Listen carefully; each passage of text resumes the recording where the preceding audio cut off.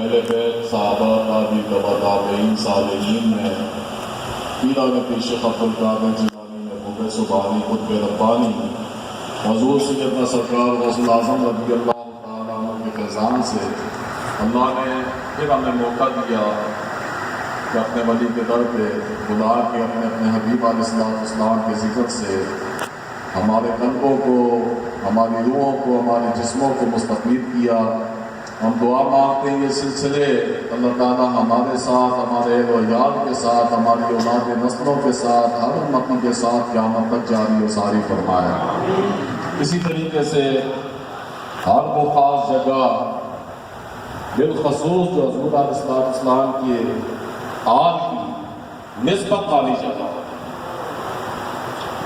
سرکار صلی اللہ علیہ وسلم دنیا میں تشریف فرما ہوئے تو آپ دیکھیں امتیوں کے لیے آپ نے اللہ رب العزت کو راضی کیا بخشش کے لیے۔ آج جو ہم ان اعمالوں کے ساتھ بھی ان نعمتوں کے اندر موجود ہیں،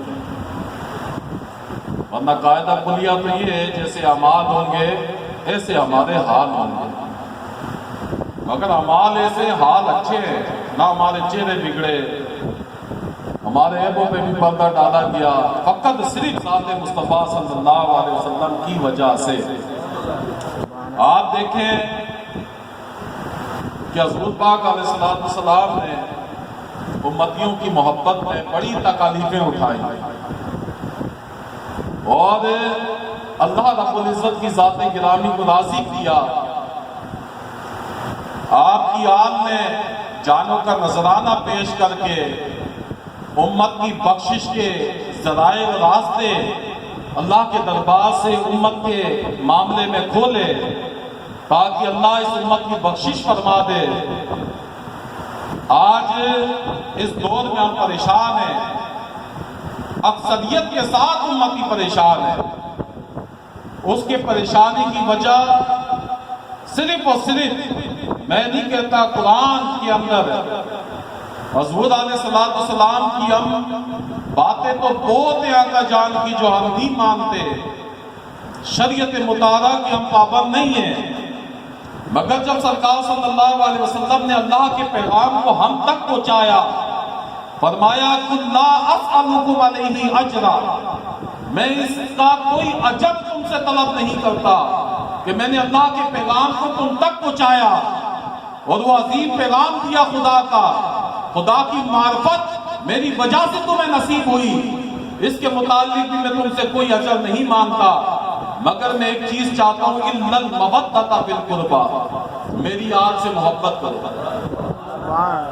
آج جو ہم پریشان ہیں اس وجہ سے کہ حضور کی آل سے محبت نہیں کرتے ہم۔ اگر سچے دل سے محبت کریں حضور کی آل سے اور جو محبت کے تقاضے ہیں ان کو پورا کرنے کی کوشش کریں، ان کی خدمتوں پہ مامور رہیں، میں اپنے رب کی عزت و جلال کی قسم کھا کے کہتا ہوں تمام تکالیفوں سے خدا نجات عطا فرما دے گا۔ اہل بیت کے صدقے، یہ اہل بیت وہ گھرانہ ہے کہ جب سرکار دو عالم صلی اللہ علیہ وسلم اپنے منبر مبارکہ پہ خطابت فرماتے، کوئی بھی صحابہ اگر تشریف لے آتے تو آقا جان جس جگہ پہ وہ صحابہ موجود ہوتے فرماتے بیٹھ جاؤ تاکہ میری خطابت کے اندر میری گفتگو میں کوئی خلل نہ آئے۔ کیوں؟ وَمَا يَنْطِقُ عَنِ الْهَوَىٰ إِنْ هُوَ إِلَّا وَحْيٌ يُوحَىٰ، میں نہیں گفتگو کرتا، جو کچھ میں کہتا ہوں میرا رب جو فرماتا ہے وہی میں کہتا ہوں۔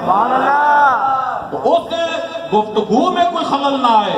جلیل القدر صحابی حضرت فاروق اعظم رضی اللہ تعالیٰ خدا کی قسم حضور پاک خطابت فرما رہے، حضرت عمر آئے، آقا جان نے فرمایا عمر ادھر جوتیوں میں ہی بیٹھ جاؤ، نیچے اسی جگہ پہ بیٹھ جاؤ جہاں پہ آپ کھڑے ہو تاکہ میری گفتگو میں کوئی خلل نہ آئے۔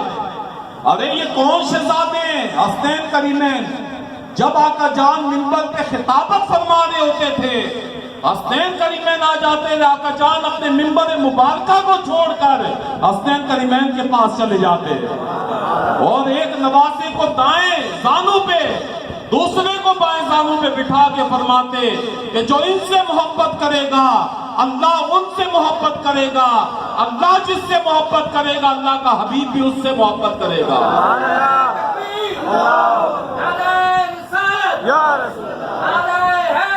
अंदाज़ा लगाओ अहले बैत की शान का कि आप मिंबर मुबारका को छोड़ देते, चाहे वो गुफ्तगू हो रही हो, आप नमाज की हालत में मौजूद, साहबा आका जान की रजा चाह रहे हैं कि जब आप सजदे से सर उठाएंगे तो हम भी अपना सर सजदे से उठाएंगे। तो साहबा किसकी रजा चाह रहे हैं? आका जान सल्लल्लाहु अलैहि वसल्लम। और आका जान अल्लाह की रजा चाह रहे हैं कि जब खुदा हुक्म देगा तो मैं सजदे से सर उठाऊंगा। और अल्लाह जो है हसनैन करीमैन की रजा चाह रहा है कि जब ये बच्चे हटेंगे और हुसैन कमर से आपके जो सजदे की आलम में कमर पे चढ़ के बैठ गए, जब हुसैन हटेंगे तो मेरे हबीब फिर आप सजदे से सर उठाएंगे। साहबा आका जान की रजा चाह रहे हैं, आका जान अल्लाह की रजा चाह रहे हैं, अल्लाह जो है अहले बैत की रजा चाह रहे हैं।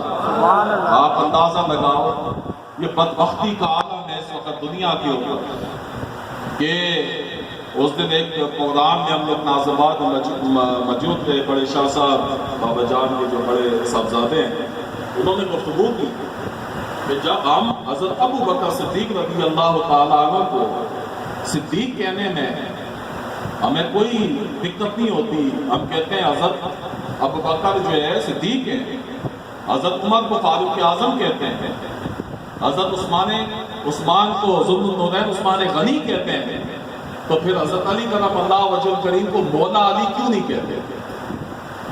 हालांकि ये तो मौला अली का जो लक़ब है तो आका जान ने आपको अता फरमाया, यानी कि अल्लाह ने आपको अता फरमाया। आज किसी मस्जिद में आप लिखवा दो या मौला मुश्किल कुशा, उस मस्जिद में झगड़ा हो जाएगा। जब अहले बैत के साथ ऐसा बुग़्ज़ रखा जाएगा तो माशरे में यही हालात होंगे जो हो रहे हैं। और अहले बैत की अगर मोहब्बत दिलों के अंदर आएगी तो तमाम तंगी तकालीफों को अल्लाह ताला दूर फरमा देगा। तो याद रखना अहले बैत की मोहब्बत को दिल के अंदर बसा के रखना। और ये इंसान के ऊपर जिस तरीके से नमाज फर्ज है, रोजा फर्ज है, ज़कात फर्ज है, हज फर्ज है, इसी तरीके से अहले बैत की मोहब्बत और सहाबा की मोहब्बत भी इंसान के ऊपर फर्ज है। तो अहले बैत से मोहब्बत का तरीका मैं आपको बताऊं कि सबसे अच्छा तरीका अहले बैत से मोहब्बत का ये है कि उनके बताए हुए तरीकों पे अमल करना, उनकी सीरत मुबारका पे जैसा वो चाहते, जैसा उन्होंने जिंदगी में सब्र व इस्तिक़लाल के साथ सब्र का दामन नहीं छोड़ा, अल्लाह की रजा में राजी रहे, हज़ूर अलैहिस्सलाम की मोहब्बत में सारी जिंदगी गुजारी, जैसा आका जान शरीयत मुतारा के मुताबिक अगर हम चाहते हैं अहले बैत की मोहब्बत हासिल करें तो हम भी शरीयत मुतारा के पाबंद हो जाएं और उनकी सीरत मुबारका जहां जहां जो हिस्से जिन उलमा से, जिन फुका के दरबारों से, आली उलमा के दरबारों से हमें जो हिस्से नसीब हो वो हिस्से हम अपनी जिंदगियों में डाल लें। यही अहले बैत से मोहब्बत का तरीका है। देखिए एक वाक़या मैंने पहले भी सुनाया था कि हसनैन करीमैन में इमाम हसन रज़ी अल्लाह ताला आप वज़ू फरमा रहे थे, एक शख्स वज़ू फरमा रहा, सही बात भी था वो, और वज़ू के दौरान वज़ू के फराइज़ में वाजिबात में गलती कर रहा था। तो आपने नहीं कहा कि तुम वज़ू गलत कर रहे हो तो ठीक करो वज़ू, आप भी साथ बैठ गए, साहबा को बुला लिया, आओ इधर आओ, देखो मैं अपने नाना जान आका जान आलम सल्लल्लाहु अलैहि वसल्लम के बताए हुए तरीके पे वज़ू करूंगा या नहीं करूंगा, उस तरीके से मैं वज़ू कर रहा हूं या नहीं कर रहा हूं, आप मुझे बताओ। तो वो शख्स जो गलती पे था वो अपना वज़ू छोड़ के मुतवज्जा इमाम हसन की तरफ हो गया, अपनी गलती देखी, चुप करके अपनी गलती को दुरुस्त कर लिया, आपने उसे तनकीद नहीं की। आज देखो माशरे के अंदर एक इंसान को जलील करने में, एक इंसान को तनकीद करने में ایک انسان کو اس وقت پریشان کرنے کے اندر ہمارے جو اعضاء سرگرم ہیں، جبھی تو ان کے اندر چوچالی نہیں ہے، ایمان کی حرارت نہیں ہے، روحانیت نہیں ہے ہمارے اندر. کیونکہ جلال الدین رومی علیہ رحمہ سے کسی نے کہا حضور کہ فلاں شخص جو ہے ہوا کے اندر اڑتا ہوا نظر آیا، فرمایا اس میں کون سے کمال کی بات ہے؟ مکھی جو ہے نجاست پہ بیٹھتی ہے وہ بھی ہوا میں اڑ جاتی ہے. کہا اس میں تو کوئی کمال نہیں، اگر کمال ہوتا تو پھر مکھی میں بھی کمال ہوتا کہ نجاست والی جگہ پہ مکھی بیٹھ کے ہوا میں اڑ جاتی ہے. تو کہا کہ حضور کمال کس چیز کے اندر ہے؟ جلال الدین رومی فرمانے لگے کمال اس بات کے اندر ہے کہ آپ کے ساتھ جو بیٹھا ہوا ہو اس کو آپ کی ذات سے کوئی تکلیف نہ ہو. فرمایا یہ کمال کی بات ہے. اللہ تعالی ہمیں باکمال بنائے، اہل بیت سے سچی پکی محبت نصیب فرمائے، اور در پہ بھی ہم اہل بیت والوں کے اس وقت موجود ہیں. الحمدللہ علی دین علماء اہل بیت حضور کی آل ان کے در پہ موجود ہیں. یہ ہمیں زندگی میں بار بار آیا نہیں کرتے تو اللہ سے التجا کر بیٹھو کہ اللہ تعالیٰ ہمارے ظاہر باطن کی اصلاح فرمائے اور ہمیں شریعت مطہرہ کا پابند بنائے. دیکھو نا آقا جان سے ہم محبت کرتے ہیں، مگر جو آقا جان صلی اللہ علیہ وسلم ہم سے چاہتے وہ کام ہم نہیں کرتے. یعنی کہ ہم سے آقا جان چاہتے ہیں کہ ریش مبارک ہم رکھیں، ہم نہیں رکھتے. چاہتے ہیں کہ آقا جان جیسے سنت لباس کا حسن ہم نہیں پہنتے، جیسے کھانے کا طریقہ نہیں کھاتے. یعنی کہ ہم شریعت کے اوپر چلنا، ایک بندہ نہیں شریعت کے مطابق چل رہا وہ الگ بات، ایک بندہ شریعت کے خلاف چل رہا ہے اس کے لیے تو بے سختی ہے نا. شریعت کے مطابق نہ چل رہا، میں نہیں کہتا کہ نہ چل رہا، ایک الگ بات ہے.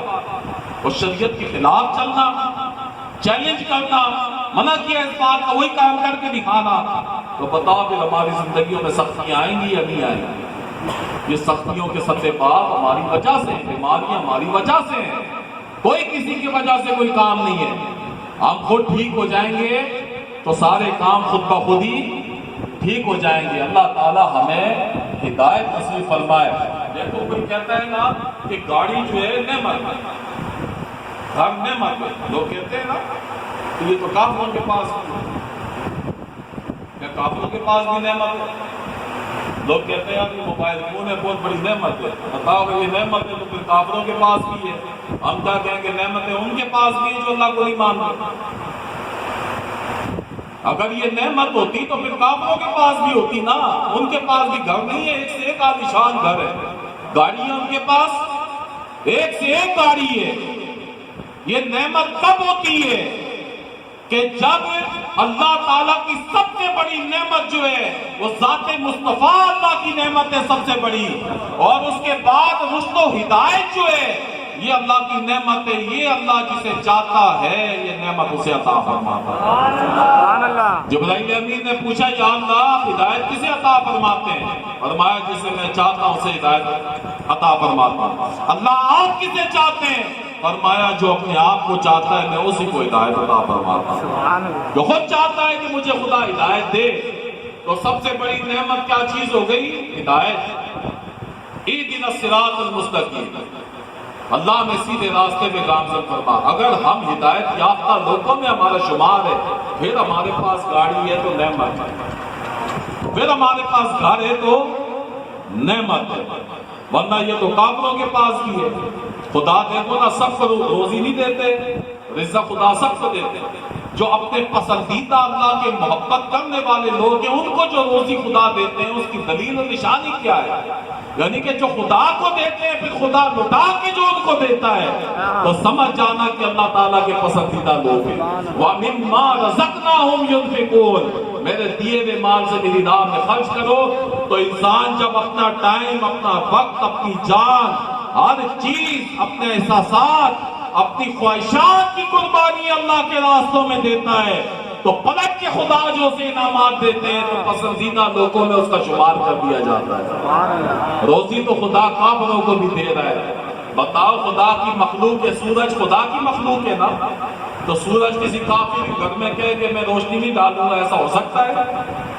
کافروں کے گھر میں بھی روشنی ڈالنا ہے. اور جو اس کے اندر وٹامنس ہیں، من نفس جو بھی